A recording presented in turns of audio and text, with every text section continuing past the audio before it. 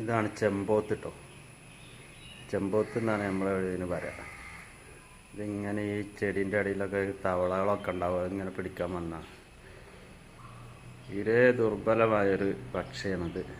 ഇതിന് പ്രതിരോധശേഷി വളരെ കുറവാണ്.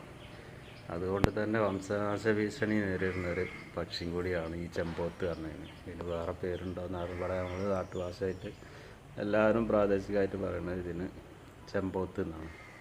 നിങ്ങളുടെ നാട്ടിലൊക്കെ എന്താ അതിന് പേര് പറയാമെന്ന് അറിയില്ല. അറിയുന്നവർക്ക് കമൻറ്റ് ചെയ്യാം. അതായത് ചെമ്പോത്ത് ഒരു കർഷക മിത്രം കൂടിയാണ് കേട്ടോ.